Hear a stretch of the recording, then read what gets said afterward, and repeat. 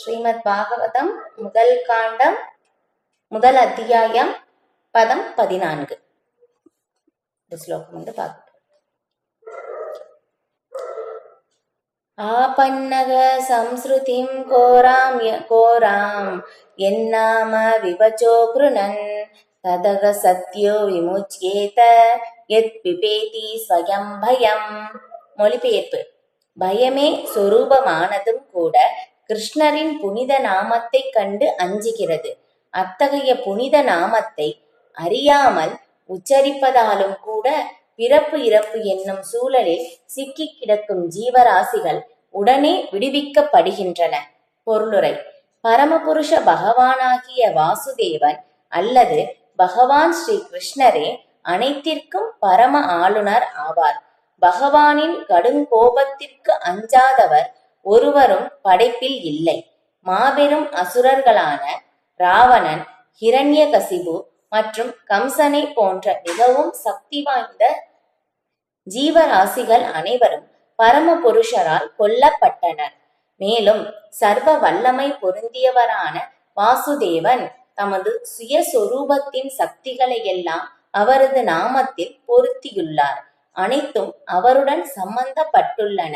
மேலும் அனைத்தும் அவருக்குள்ளேயே அடங்கியுள்ளன. கிருஷ்ணரின் நாமத்தை கேட்பதும் பயமே உருவாக உள்ளதும் அஞ்சுகிறது என்று குறிப்பிடப்பட்டுள்ளது. இது கிருஷ்ணா என்ற நாமத்திற்கும் கிருஷ்ணருக்கும் வேறுபாடு இல்லை என்பதையே குறிக்கிறது. எனவே கிருஷ்ணரின் நாமம் பகவான் ஸ்ரீ கிருஷ்ணருக்கு சமமான சக்தியை கொண்டதாகும். அதில் சிறிதும் வித்தியாசம் இல்லை. எனவே மிகப்பெரிய ஆபத்துகளுக்கு இடையிலும் பகவான் ஸ்ரீ கிருஷ்ணரின் புனித நாமத்தை உதவிக்கு அழைக்கலாம். பகவான் ஸ்ரீ கிருஷ்ணரின் புனித நாமத்தை அறியாமலோ அல்லது சூழ்நிலைகளின் கட்டாயத்தாலோ உச்சரித்தாலும் பிறப்பு இறப்பு என்னும் சிக்கலிலிருந்து விடுபட அது ஒருவருக்கு உதவுகின்றது. ஓம் நமோ பகவதே வாசுதேவாய. ஓம் நமோ பகவதே வாசுதேவாய. ஓம் நமோ பகவதே வாசுதேவாய. நாராயணம் நமஸ்கிருத்ய நரம் சைவ நரோத்தமம் தேவீம் சரஸ்வதிம் வியாசம் ததோ ஜெயம் உதீரயேத்.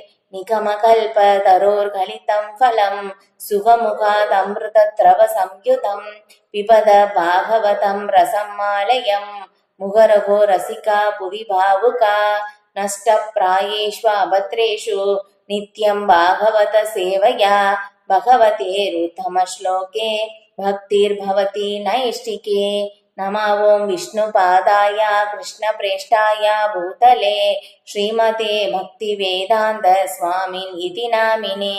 நமஸ்தே சாரஸ்வதி தேவே கௌரவாணி பிரச்சாரிணே நிர்விசேஷா சூன்யவாதி பாச்சசாத்ய தேசதாரிணே.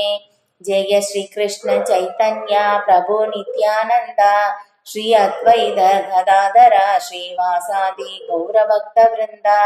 ஹரே கிருஷ்ணா கிருஷ்ண கிருஷ்ணா ஹரே ஹரே ஹரே ராம ராம ராம ஹரே ஹரே.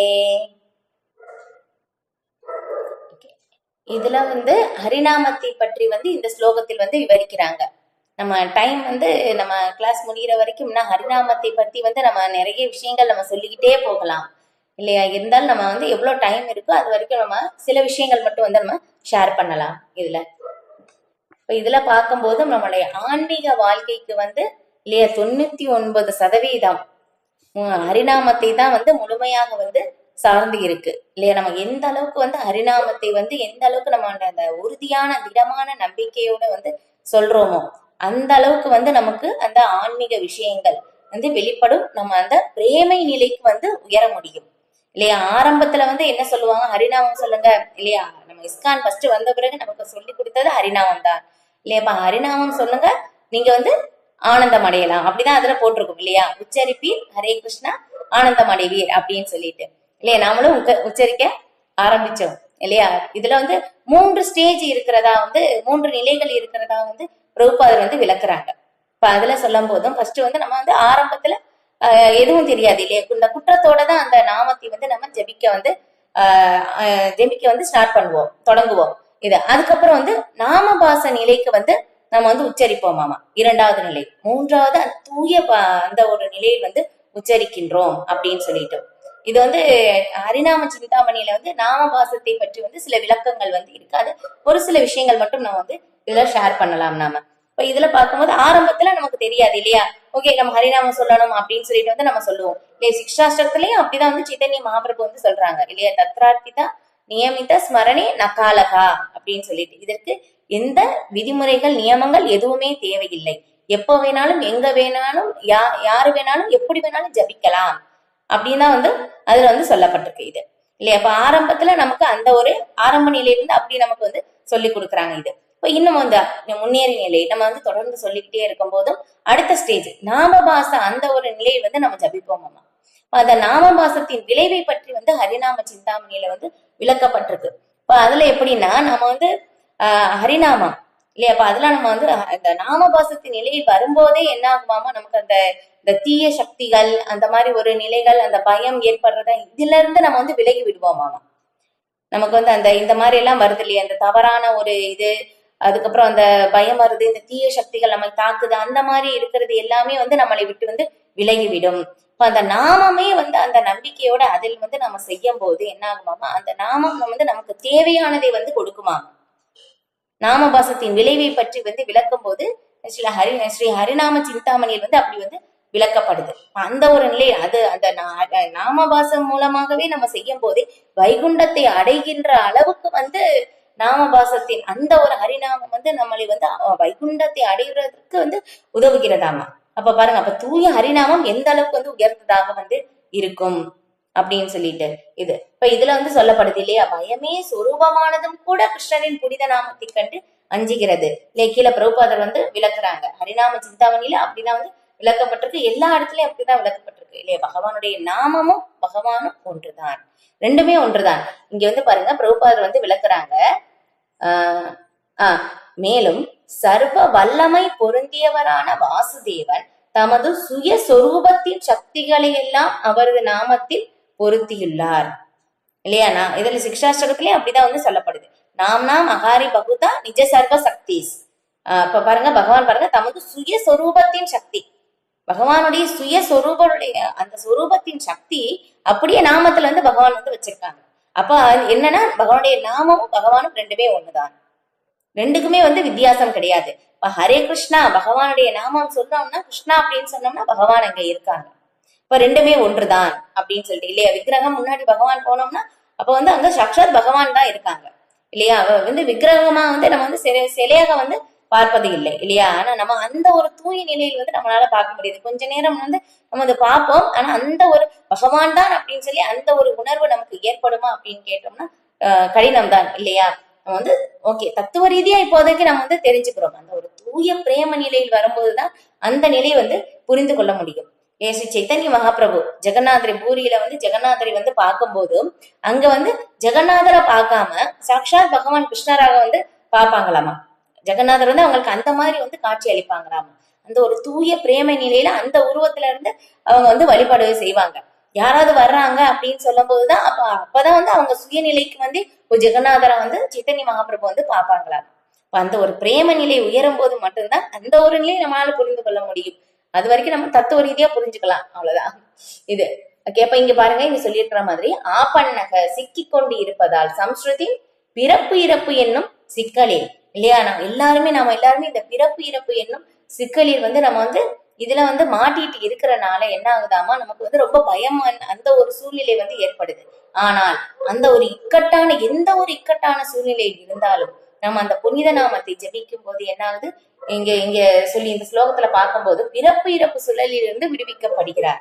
பாருங்க, எப்படி சொன்னாலும் ஓகே, நமக்கு வந்து பிடிக்காம சொன்னாலும் ஓகே, ஏதோ சூழ்நிலை கட்டாயத்துல ஐயோ சொன்னாலுமே இல்லையா, அவங்க தெரியாம யாரோ ஒருத்தவங்க போயிட்டு இருப்பாங்க, சரி கோயில் இருக்குன்னு அப்படின்னு சொல்லி வர்றாங்க உள்ள. அப்ப வந்து வேற வழி இல்ல, கிளாஸ்ல வந்து அவங்க இடையில முன்னாடி வந்து உட்கார்ந்துட்டாங்க, ஃபுல்லா கூட்டம் இல்லையா, அவங்களுக்கு வேற வழியே இல்லாம அவங்க உட்கார்ந்துட்டாங்க. இங்க என்ன பண்ணுவாங்க, ஜபம் பண்ண ஸ்டார்ட் பண்ணிடுவாங்க, கீர்த்தன் பண்ண ஸ்டார்ட் பண்ணிடுவாங்க, அவங்களை தாண்டி போக முடியாது. ஆனா இருந்தாலும் அவங்க வந்து என்ன பண்றாங்க, இப்ப அதுலயும் அவங்க நாமம் சொல்றாங்க. அதுலயும் கூட அந்த நாமத்தின் மூலமா கூட அவங்களுக்கு என்ன ஆகுது, இங்க சொல்லியிருக்கிற மாதிரி பிறப்பு இறப்பு சுழற்சியிலிருந்து அவங்களுக்கு வந்து விடுபட ஒருவருக்கு உதவுகின்றது. பாருங்க, அப்ப நாமம் வந்து எந்த அளவுக்கு வந்து சக்தி வாய்ந்ததாக வந்து இருக்கு அப்படின்னு சொல்லி. இப்ப இந்த கலியுகத்துலதான் இந்த நாமத்தின் சக்தி வந்து ரொம்ப அதிகமாக இருக்கு மற்ற யுகங்களை விட, இல்லையா? அப்ப நாமத்தின் அளவு இது வந்து அந்த அளவுக்கு உயர்ந்ததாக இருப்பதாக வந்து சொல்லப்படுது. இது இப்போ நம்ம எந்த அளவுக்கு வந்து ஹரிநாமம் வந்து எப்படி தூய நிலைக்கு வந்து சொல்றோமோ, முன்னேறி நம்ம போகும்போது மட்டும்தான் அந்த உன்னத நிலை வந்து நம்மளால வந்து புரிந்து கொள்ள முடியும், இல்லையா? பக்தி ரசாமிர்த சிந்துல அதுல வந்து நீங்க படிச்சிருப்பீங்க. இப்ப அதுல வந்து சொல்லப்படுது. சில ரூப கோஸ்வாமி வந்து ஹரிநாமத்தை பற்றி வந்து விளக்கும் போது அதுல வந்து அப்படி சொல்றாங்க இது. அதுக்கப்புறம் இப்ப இதுல எப்படின்னா ஒரு ஒரு உதாரணம் வந்து பார்க்கலாம். என்னன்னா ஒரு ராஜா ஒரு நபருக்கு வந்து என்னன்னா அவங்களுக்கு வந்து ஓகே, இப்போ ஒரு நபருக்கு வந்து அவங்களுக்கு வந்து தங்கம்னா என்னன்னே தெரியல. இப்ப அவங்க என்ன பண்றாங்கன்னா தங்கத்தை வந்து பார்க்கணும் அப்படின்னு சொல்லி தெரிஞ்சுக்கிறதுக்காக அந்த ஒரு அரசர்கிட்ட வந்து போய் கேக்குறாங்க, தங்கம்னா எப்படி இருக்கும் அப்படின்னு சொல்லிட்டு. ஓகே, அவங்களுக்கு சொன்னா புரியாது அப்படின்னு சொல்லி அவங்க என்ன பண்றாங்கன்னா, இப்ப நீ வந்து இங்க இருந்து போய் நேரம் வந்து இங்க படி இருக்கு, இந்த படியெல்லாம் ஏறி மேல ஒரு போனேன்னா ஒரு 3வது ரூம்ல போனீங்கன்னா அங்க வந்து பாத்தீங்கன்னா அங்க போய் பார்த்தோம்னா ஒரு தங்கத்தை வந்து நீ பார்க்கலாம், தங்கம் எப்படி இருக்குன்னு சொல்லி தெரிஞ்சுக்கலாம் அப்படின்னு சொல்லி வந்து சொல்றாங்க. சரின்னு சொல்லி அந்த நபர் அந்த பாக்குற அந்த ஒரு ஆர்வத்துல வந்து என்ன பண்றாங்கன்னா அவ்வளவு வேகமா வந்து ஏறி போறாங்க. அப்ப வந்து வேகமா ஏறி போய் அந்த 3வது அந்த ஒரு இதுல அறையில வந்து போய் பாக்குறாங்க. அதுல போய் பார்த்தோம்னா ஃபுல்லா எல்லா பக்கமும் தங்கம், அந்த அறை ஃபுல்லாவே தங்கம், அந்த கதவு தங்கம், ஜன்னல் தங்கம், எல்லாமே வந்து பாக்குறாங்க. அதுக்கப்புறம் தான் தெரியுது, ஓ இதுதான் தங்கமா ஜொலிக்குது அப்படின்னு சொல்லி, எந்த மாதிரி உயர்ந்ததா அப்படின்னு சொல்லி பாக்குறாங்க. அப்புறம் அவங்க திரும்பி வரும்போதுதான் அவங்களுக்கு தெரியுது, வழியில அவங்க ஏறி போன படியெல்லாம் தங்கம். அந்த இந்த படியில ஏறி வரும்போது அந்த புடிச்சுக்கோங்களேன், இந்த கைப்பிடி, இது எல்லாமே தங்கமாக இருக்கு. அப்புறம் மெதுவாக வந்து அவங்க இறங்கி வர்றாங்க. அதுக்கப்புறம் தான் வந்து அவங்களால தெரிஞ்சுக்க முடியுது, ஓ இதுதான் தங்கமா அப்படின்னு சொல்லி, ஓ இவ்வளவு உயர்ந்ததாக இருக்கு அப்படின்னு சொல்லி அந்த மதிப்பை வந்து அவங்களால வந்து தெரிந்து கொள்ள முடியுது. இப்போ அதே மாதிரிதான் நாமளும் வந்து ஹரிநாமத்தை தொடர்ந்து ஜபிக்கும் போதுதான் அந்த ஒரு தூய நிலையை, அந்த ஹரிநாமத்தின் உன்னத நிலையை வந்து நம்மளால வந்து புரிந்து கொள்ள முடியும். இது ஓகே. இப்ப இதை நம்ம வந்து ஹரிநாமம் சொல்றதுனால என்ன மாதிரி ஆகுது அப்படின்னு சொல்லி ஒரு உதாரணம் வந்து பார்க்கலாம். இதுக்கு வந்து சிக்ஷாஸ்தகம் அதை வந்து விளக்கும் போது மகராஜ் வந்து ஒரு விளக்கத்தை வந்து சொன்னாங்க. என்னன்னா இப்ப வந்து பார்த்தோம்னா ஒரு அறையில அவங்க கோயில் அந்த டெம்பிள் ஹால் வச்சு வந்து அவங்க உதாரணத்தை வந்து விளக்குனாங்க. அதுல பார்க்கும் போதும் என்னன்னா அந்த அறை வந்து ரொம்ப வருடமாக வந்து நம்ம சுத்தமே பண்ணலைன்னா எப்படி இருக்கும், இல்லையா? ரொம்ப அழுக்காக இருக்கும். அது திரும்ப திரும்ப திரும்ப சுத்தம் பண்ணும் போதுதான், ரொம்ப நாள் வந்து சுத்தம் பண்ணும் போதுதான் அது சுத்தமே ஆகும். இதே வந்து நம்ம வந்து கொஞ்சம் அழுக்கா இருக்கு அப்படின்னாக்க என்ன ஆகும், அதை வந்து நமக்கு லைட்டா தொடச்சா போயிடும். அதே மாதிரிதான் நிறைய அழுக்குகள் இருந்தது, பற்பல பிறவிகள் நம்ம கடந்து வந்துட்டோம், மனித பிறவிக்கு வந்தாச்சு, லைட்டா தான் தூசி இருக்கு. அதெல்லாம் நம்ம டெய்லி 2 மணி நேரம் 16 மாலைகள் நம்ம டெய்லி சொல்லி சொல்லி வைக்கும் போது அந்த அழுக்கு கொஞ்சம் கொஞ்சமாக வந்து நமக்கு தூய்மை அடையுது அப்படின்னு சொல்லி மகராஜ் வந்து விளக்குனாங்க. இது அதுல இப்ப அதே மாதிரி இதுக்கு ஒரு உதாரணம் வந்து நம்ம பார்க்கலாம். என்னன்னா ஒரு நபர், ஒரு அரசருக்கு பார்த்தோம்னா ஓவியம்னா ரொம்ப பிடிக்கும். அதனால அவங்க வந்து புதுசா வந்து ஒரு அரண்மனை வந்து கட்டியிருக்காங்க. சரி, வந்து யாரு நல்லா வந்து ஓவியம் வரைவாங்களோ அவங்களை வந்து அழைத்து வந்து ஓவியத்தை வரைய சொல்லலாம் அப்படின்னு சொல்லி வந்து நினைக்கிறாங்க. ஓகேன்னு சொல்லி அப்ப வந்து தேடி ஒரு ஓவியரை வந்து கூட்டிட்டு வந்துடுறாங்க. இப்ப அங்க வரும்போது இன்னொரு நபர் வந்து என்ன சொல்றாங்கன்னா, நான் வந்து இவங்க ஓவியம் வரைகிறத நான் பார்க்கவும் மாட்டேன். சப்போஸ் உங்களுக்கு இந்த மாதிரி ஒரு சந்தேகம் இருந்தாலும் பரவாயில்ல, அதனால நீங்க என்ன பண்ணுங்கன்னா இடையில வந்து நீங்க ஒரு கருப்பு துணியை, ஏன்னா மத்த இது கூட ஷேடோ தெரியும், கருப்புன்னா தெரியாதனால அவங்க நீங்க கருப்பு துணி கூட வந்து மறைச்சிருங்க. நான் வந்து என்ன பண்றேன்னா அவங்க வரைகிறத நான் பார்க்கவே மாட்டேன், அப்படியே நான் வந்து இந்த சைட்ல வந்து ஆப்போசிட்ல வந்து நான் அவங்க வரைஞ்சது அப்படியே நான் வந்து வரைஞ்சிடுவேன் அப்படின்னு வந்து சொல்றாங்க. ஓகே, ரொம்ப ஆச்சரியம். சரி ஓகே அப்படின்னு சொல்லி வந்து சொல்றாங்க. ஆனா வந்து அவங்க என்ன பண்றாங்கன்னா அவங்க வந்து ஒரு பவுல்ல வந்து ஒரு தண்ணியும் ஒரு சின்ன கிளாத் மட்டும், அவங்க ஒரு துணி மட்டும் வந்து அவங்க டெய்லி வந்து கொண்டு போறாங்க. இப்ப 2 பேருமே வந்து டெய்லி வந்து வரைகிறதுக்கு ஆரம்பிக்கிறாங்க. இப்ப வந்து இவங்க பண்ற ஓவியர் வந்து ஓவியருக்கு வந்து என்ன ஓவியம் வந்து வரைகிறதுக்கு என்னென்ன தேவையோ எல்லாமே வந்து ஓவியர் வந்து கொண்டு போறாங்க. இப்ப இந்த நபர் வந்து ஒரு இதுல ஒரு பாத்திரத்துல ஒரு கொஞ்சம் தண்ணியும் வந்து ஒரு சின்ன துணியும் வந்து அவங்க கொண்டு போறாங்க. இப்ப இந்த மாதிரி டெய்லி வந்து நடக்குது. ஒரு குறிப்பிட்ட நாட்கள் வரைக்கும் வந்து அவங்க வந்து வரைஞ்சு முடிக்கிறாங்க. வந்து வரைஞ்சு முடிச்ச பிறகு வந்து அரசர் வந்து போய் பாக்குறாங்க. ஐயோ ரொம்ப அழகா இருக்கு, இந்த மாதிரி நான் ஓவியத்தை பார்த்ததே இல்லை அப்படின்னு சொல்லி வந்து ரொம்ப அவங்க சன்மானம் எல்லாமே வந்து ரொம்ப வெகுமதி எல்லாமே வந்து கொடுக்குறாங்க.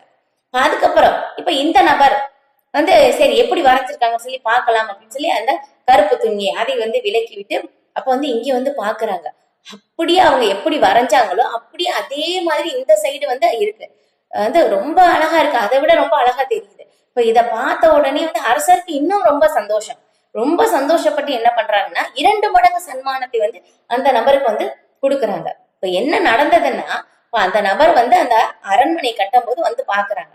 அந்த செவரை வந்து அந்த இது சுவரை வந்து அவங்க வந்து லைட்டா வந்து தேய்ச்சி பார்க்கும் போது ரொம்ப பளபளப்பா இருக்கு. இன்னும் நல்லா வந்து அவங்க வந்து நல்லா தொடச்சு பாக்குறாங்க. பார்த்தோம்னா இன்னும் பளபளன்னு தெரியுது. அந்த சைடு இருக்கிறது அப்படியே இங்க இந்த பக்கம் தெரியுது. அதனால அவங்க என்ன பண்றாங்கன்னா ஓகே இவங்க வந்து வரைஞ்சிருக்காங்க, இவங்க டெய்லி வந்து அந்த இடத்த வந்து துணியை வச்சு கிளீன் பண்ணிக்கிட்டே இருக்காங்க. அது தொடச்சு தொடச்சு தொடச்சு என்னாச்சு நல்ல பளபளன்னு ஆயிடுச்சு. அதனால இந்த பக்கம் வரைஞ்சது அப்படியே என்ன ஆச்சுன்னா இந்த பக்கம் அப்படியே வந்து அவங்களுக்கு ரொம்ப நல்லா அழகா வந்து தெரியுது. இப்போ இதேதான் ஹரிநாமத்தை வந்து நம்ம எந்த அளவுக்கு தூய்மையாக சொல்றோமோ நம்மளுடைய இருதயத்துல இருக்கின்ற அந்த ஒரு கரைகள் எல்லாமே அழுக்குகள் எல்லாமே வந்து சுத்தப்படுத்தப்பட்டு நம்ம அந்த உண்மையான கிருஷ்ண பிரேமையை வந்து நம்மளால வந்து புரிந்து கொள்ள முடியும் இந்த உதாரணத்தின் மூலமாக. அப்படின்னு இது புரிஞ்சுக்கிறதுக்காக இந்த ஒரு ஒரு உதாரணம் இது இது ஓகே. அதுக்கப்புறம் வந்து இந்த இதை சொல்லும் போது நமக்கு வந்து இந்த மூவகை துன்பங்களில் இருந்தும் நம்மளால வந்து வெளிவர முடியும், நம்மளுடைய மனதின் 6 எதிரிகளையும் வந்து வெல்ல முடியும் அப்படின்னு சொல்லி வந்து சொல்லப்படுது இது.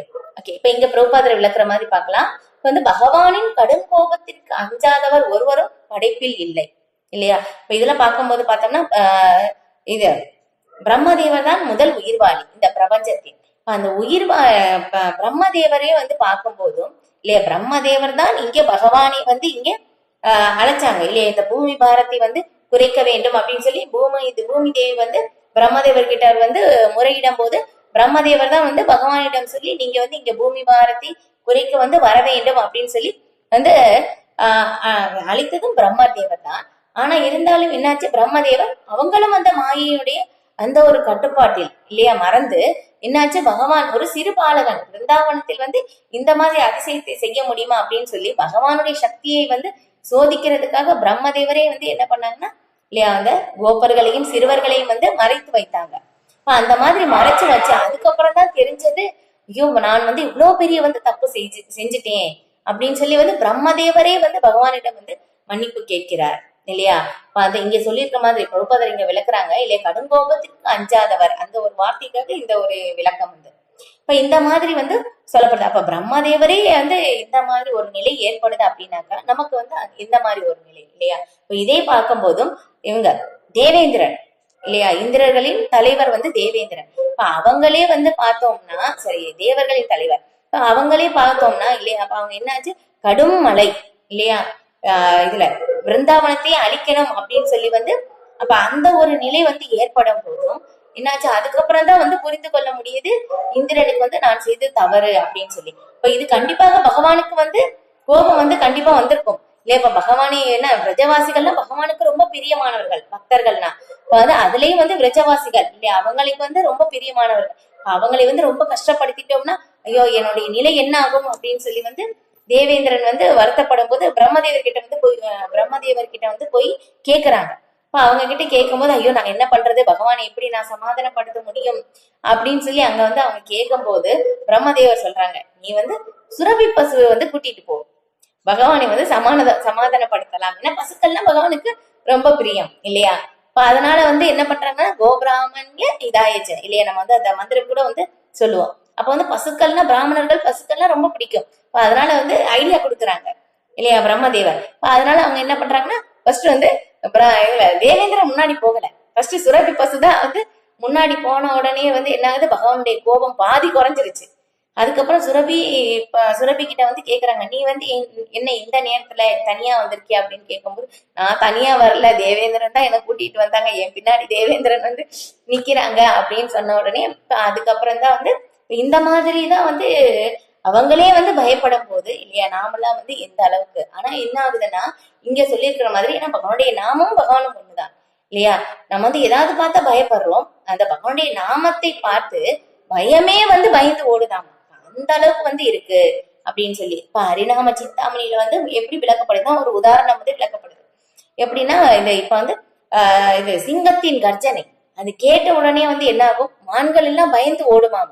அதே மாதிரிதான் பகவானுடைய நாமத்தை வந்து நம்ம வந்து அந்த அந்த சத்தம் அந்த ஒலி அதிர்வு அதை கேட்ட உடனே வந்து என்ன ஆகுது, நமக்கு நம்ம கிட்ட இருக்கின்ற அந்த பயம் அந்த பாவங்கள் எல்லாமே வந்து விலகி ஓடுது அப்படின்னு வந்து சொல்லப்படுது இது.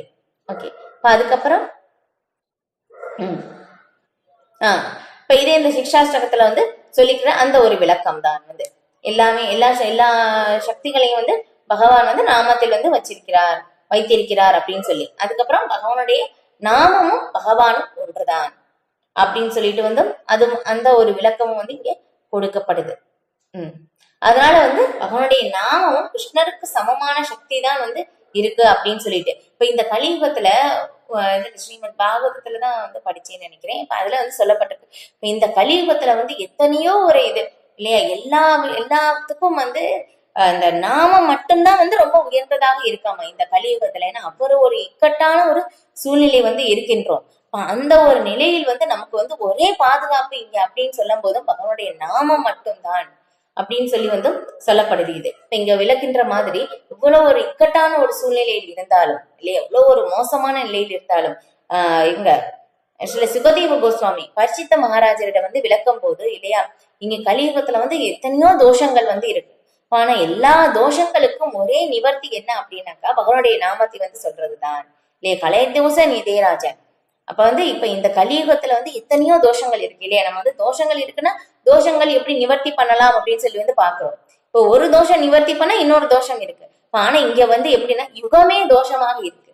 அப்ப வந்து இதை வந்து நிவர்த்தி பண்ணணும்னா என்னன்னா ஒரே ஒரு வழிதான், அவனுடைய நாமத்தை சொல்றது மட்டும்தான், வேற வழியே கிடையாது அப்படின்னு சொல்லி வந்து சொல்லப்படுகிறது. இப்ப எல்லா சாஸ்திரங்கள் எல்லா இடத்துலயும் வந்து அவனுடைய நாமத்தை தான் வந்து சிறந்ததாக வந்து வந்து குறிப்பிடப்படுது இது.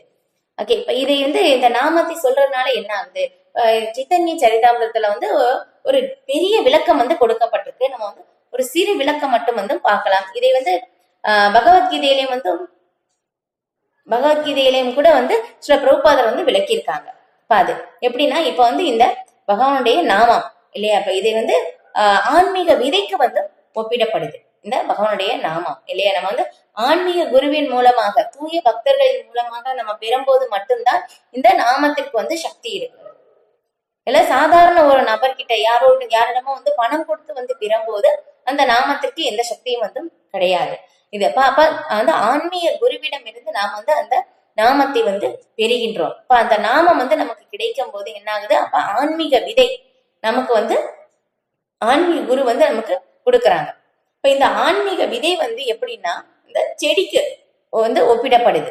இப்ப வந்து என்ன ஆகுதுன்னா நம்ம வந்து ஒரு விதையை வந்து விதைக்கின்றோம் இல்லையா, அப்ப அது வந்து நம்ம விதைக்கும் போது என்ன ஆகுது, அப்ப டெய்லி வந்து அதை வந்து நம்ம நல்லா பராமரிச்சு இல்லையா, டெய்லி தண்ணி ஊத்தி இல்லையா, அப்ப அதுக்கு வேலியெல்லாம் போட்டு இது எல்லாமே நம்ம வந்து சரியான நிலையில் வந்து பாதுகாக்கணும்னா என்ன ஆகும்னா செடி வந்து ஒரு சரியான நிலையில் வந்து வளரும். அதே மாதிரிதான் பகவானுடைய நாமத்தை நம்ம டெய்லி தொடர்ந்து சொல்றது வந்து என்ன ஆகுது, அதுக்கு நம்ம தண்ணி ஊத்துற மாதிரி. இப்ப இது வந்து நம்ம டெய்லி வந்து தொடர்ந்து சொல்லிக்கிட்டே இருக்கும்போது என்ன ஆகுது, அந்த செடி வந்து கொஞ்சம் கொஞ்சமாக வந்து வளர ஆரம்பிக்குது. இப்ப இந்த கொடி இப்ப இது தொடர்ந்து வளர்ந்துகிட்டே வந்து போகுது.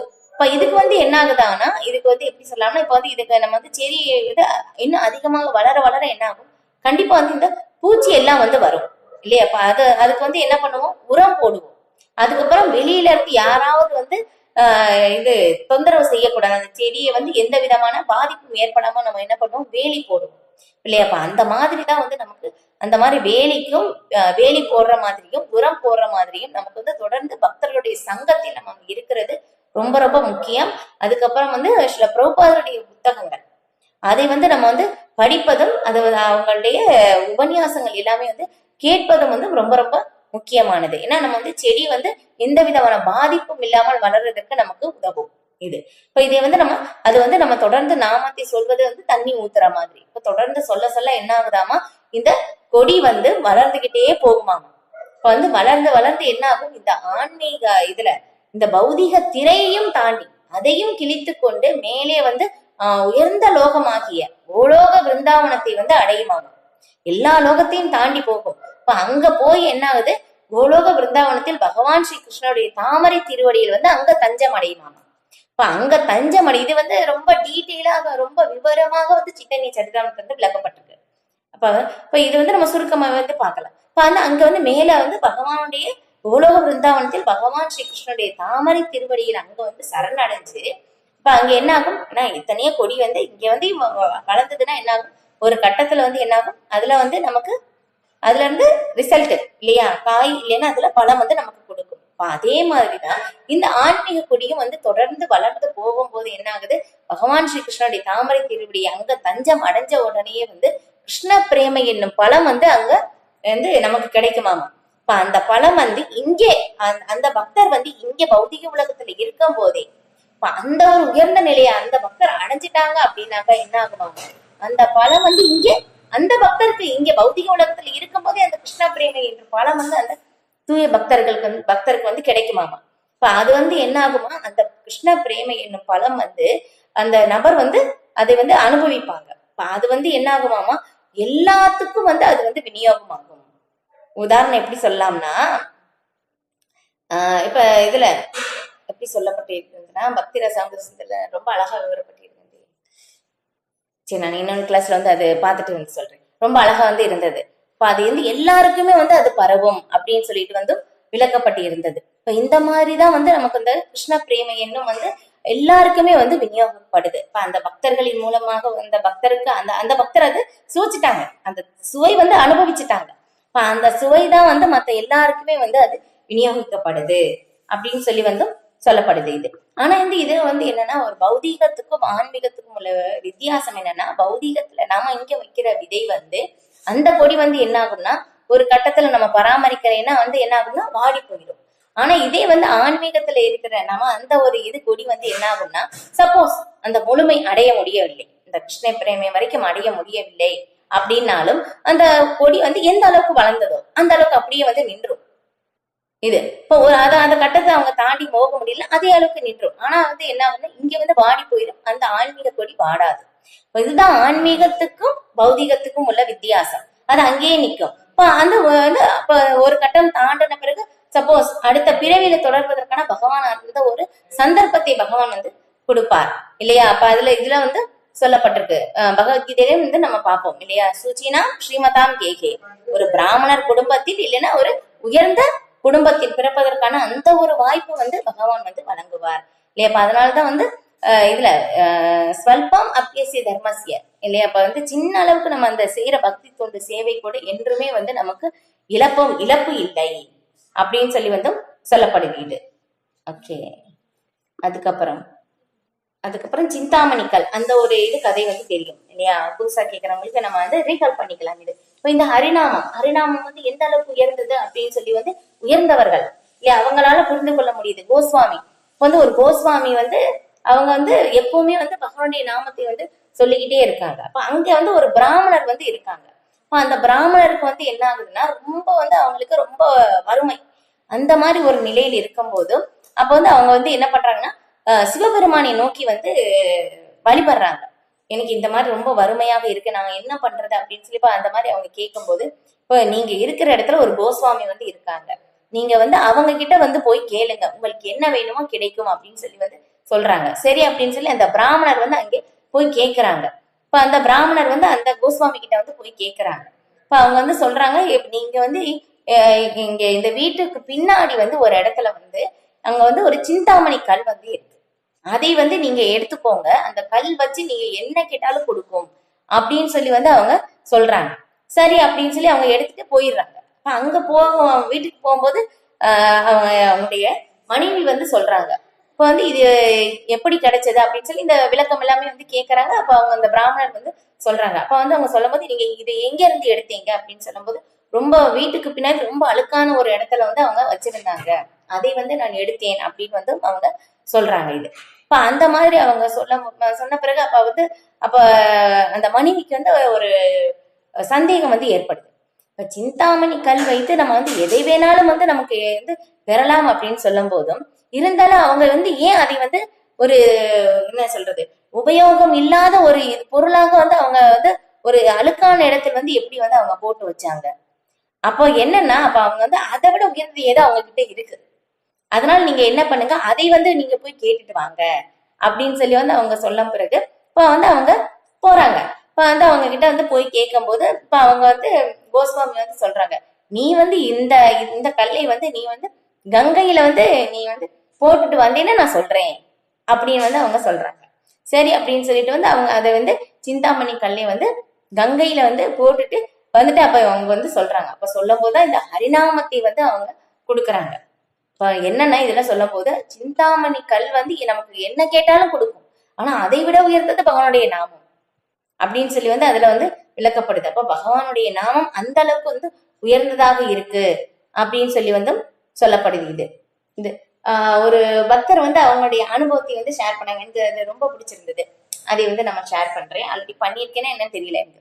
இப்ப அது என்னன்னா இப்ப வந்து அந்த பக்தர் வந்து இதுல விமானத்துல வந்து பயணம் செஞ்சுட்டு இருக்காங்க. இப்ப அந்த மாதிரி பயணம் செய்யும் போது அவங்க வந்து ஜபம் செஞ்சுட்டு இருக்காங்க இல்லையா. பக்தர் எங்க போனாலும் ஜபம் செய்வாங்க. அந்த மாதிரி அவங்க ஜபம் செஞ்சுக்கிட்டே இருக்கும்போது பக்கத்துல ஒரு லேடி, இப்ப அவங்க நாண்டி ஓட்டி இல்லையா, அப்போ பக்தர்கள்லாம் அவங்களுக்கு இதெல்லாம் என்னன்னே தெரியாது. இப்போ அவங்க வந்து பாக்குறாங்களாமா, என்னோட ஒரு மாதிரி அவங்க வந்து பாக்குறாங்க, ஏன்னா இவங்க இதெல்லாம் சொல்லிக்கிட்டு இருக்காங்க சொல்லி இவங்க வந்து சரி அவங்களுக்குள்ளேயே வந்து சைலண்டா வந்து சொல்லிட்டு இருக்காங்க. இப்ப வந்து அவங்க சொல்லும் போது என்ன பண்றாங்கன்னு திடீர்னு வந்து லைட்டா வந்து அந்த விமானம் வந்து கொஞ்சம் ஆடுதாமா.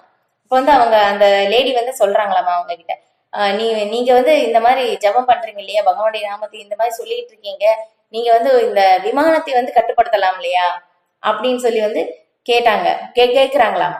அந்த மாதிரி கேட்கும்போது அந்த பக்தர் சொல்றாங்க, நான் என்னுடைய சுய கட்டுப்பாட்டுக்காக தான் என்னுடைய இந்த பகவானுடைய நாமத்தை வந்து சொல்லிட்டு இருக்கேன், இதை வந்து என்னால வந்து எப்படி கட்டுப்படுத்த முடியும் அப்படின்னு சொல்லி அவங்க வந்து இந்த மாதிரி இந்த நடந்த அவங்களுடைய அனுபவத்தை வந்து ஷேர் பண்ணாங்க. இது ஏன்னா நம்மளுடைய சுய கட்டுப்பாட்டுக்கு இல்லையா, நம்மளுடைய செல்ஃப் கண்ட்ரோலுக்காக தான் நம்மளுடைய இந்த பகவானுடைய நாமத்தை வந்து நாம சொல்றோம் அப்படின்னு சொல்லிட்டோம். இது அதுக்கப்புறம் இங்க சொல்லியிருக்கிற மாதிரி இல்லையா, எப்படி வந்து எந்த ஒரு நிலையில இருந்தும் நம்ம சொன்னாலும் வந்து நம்ம இந்த பிறப்பு இறப்பு சுழற்சியில் வந்து விடுபட முடியும் இல்லையா. இதற்கு இந்த உதாரணம் அந்த கதை வந்து சொல்றது அஜாமிலன் கதை இல்லையா.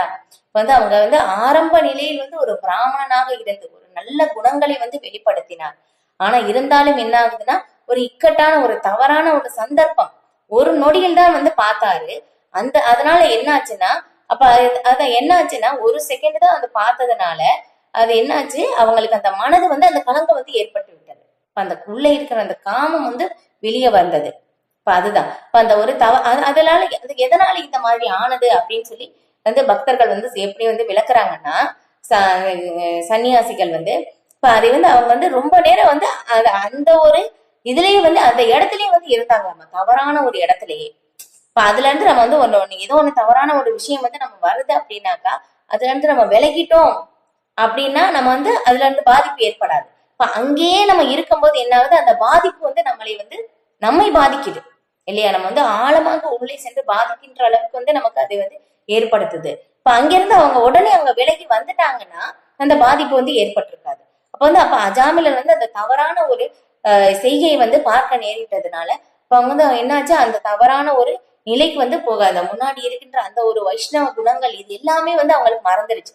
ஆனா இருந்தாலும் என்னாச்சு, அந்த ஒரு பெண்ணை திருமணம் செய்து வந்து 80 வயது வரைக்கும் வந்து அவங்க வந்து வாழும்போது ரொம்ப வயதான ஒரு காலத்தில் வந்து அதுக்கப்புறம் வந்து அவங்களுக்கு நிறைய குழந்தைகள் வந்து பிறக்குது. 80 வயது அதில் வந்து அந்த வயது வந்து அவங்களுக்கு ஒரு குழந்தை வந்து பிறக்குது. அப்ப அந்த குழந்தைக்கு வந்து இதுதான் பகவானுடைய ஒரு கருணையால் வந்து அவங்க என்ன பண்றாங்க, பகவானுடைய நாமத்தை அந்த குழந்தைக்கு வைக்கின்ற மாதிரி ஒரு ஏற்பாடு இல்லையா. ஏன்னா பகவான் வந்து ஒரு தடவை பகவானுடைய நாமத்தை வந்து நம்ம சொல்லும் போது பகவான் என்றுமே வந்து அவர்களை வந்து கைவிடுவதில்லை. இப்ப அதனால பகவான் உள்ள இருந்து அவங்களுக்கு வந்து அந்த குழந்தைக்கு நாராயணா அப்படின்னு சொல்லி பேர் வைக்கின்ற மாதிரி அந்த ஒரு சூழ்நிலையை பகவான் வந்து ஏற்படுத்தினார். இப்ப அதுக்கப்புறம் என்னாச்சு, இப்ப வந்து கடைசி அந்த மரணம் அந்த ஒரு சூழ்நிலை வந்து ஏற்படும் போது இல்லையா, ரொம்ப அதிகமாக தவறு செய்யும் போது 2 பேர் வருவாங்களாம் யமதூதர்கள். இப்ப இந்த மாதிரி வந்து அவங்களை பார்க்கும் போது என்ன ஆகுது, ரொம்ப கோரமான உருவம். அஜாமிலன் பார்த்து பயந்த உடனே வந்து என்ன சொல்றதுன்னு தெரியாம வந்து நாராயணா அப்படின்னு சொல்லி குழந்தைய தான் வந்து கூப்பிட்டாரு. ஆனா இருந்தா என்ன ஆச்சு, விஷ்ணு தூதர்கள் வந்து வந்து பகவானுடைய நாமத்தை கூப்பிடுறாங்க அப்படின்னு சொன்ன உடனே வந்து விஷ்ணு தூதர்கள் வந்து அங்க வந்துட்டாங்களாம். இப்ப இந்த அஜாமிலன் அந்த ஒரு வாழ்க்கை வரலாறு அதுல வந்து ஸ்ரீமத் பாகவதத்துல விளக்கப்படும் போது பிரபுபாதர் வந்து கீழே விளக்குறாங்க. எப்படின்னா விஷ்ணு தூதர்கள் வந்து எப்பவுமே வந்து என்ன ஆகுமா, நம்மளுடைய கண்களுக்கு தெரியுமா, சூக்ஷ்மங்காம வந்து எப்பவுமே எல்லா இடத்துலயும் வந்து இங்க வந்து இருப்பாங்களாமா. பக்தர்களை வந்து பாதுகாக்கிறதுக்காகவே விஷ்ணு தூதர்கள் எல்லா இடத்துலயும் வந்து நம்ம கண்களுக்கு தெரியாம வந்து நம்மை பாதுகாத்து கொண்டே இருப்பார்கள் அப்படின்னு சொல்லி வந்து பிரபுபாதர் அங்க வந்து விளக்குறாங்க. இது இப்ப அந்த மாதிரி இருக்கும்போது இப்ப வந்து நாராயணா அப்படின்னு சொன்னோன்னா உடனே விஷ்ணு தூதர்கள் அங்க 4 பேர் வந்துட்டாங்க. பாருங்களேன், பாருங்க, அப்ப 4 பேர் வந்த உடனே வந்து பாக்குறாங்க, இந்த அஜாமிலன் வந்து நடுவுல வந்து படுத்திருக்காங்க இல்லையா, பாச கயிறு வச்சு அவங்களுடைய உயிரை வந்து எடுத்தாச்சு இல்லையா, எடுத்துட்டு அவங்க வந்து அப்படியே கையில பிடிச்சிருக்காங்க. விஷ்ணு தூதர்கள் இந்த பக்கம், வந்து யம தூதர்கள் அந்த பக்கம். யம தூதர்கள் இது வரைக்கும் அவங்கள பார்த்ததே கிடையாது. இப்ப அவங்களுக்கே ரொம்ப ஆச்சரியம். ஏன்னா எங்களை வந்து தடுக்கின்ற சக்தி எங்கேயுமே கிடையாது, ஆனா இவங்க யாரு எங்களை வந்து தடுக்கிறாங்களே, இவங்க வந்து நின்ன உடனே இந்த இடமே அவ்வளவு பிரகாசமாக ஆயிருச்சே, எல்லாம் இருளெல்லாம் போய் ரொம்ப பிரகாசமாக இருக்கே, யார் இவங்க அப்படின்னு சொல்லி யம தூதர்களுக்கே ரொம்ப ஆச்சரியம் ஆயிடுச்சாமா. பாருங்க, பகவானுடைய ஒரு நாமம் தான்.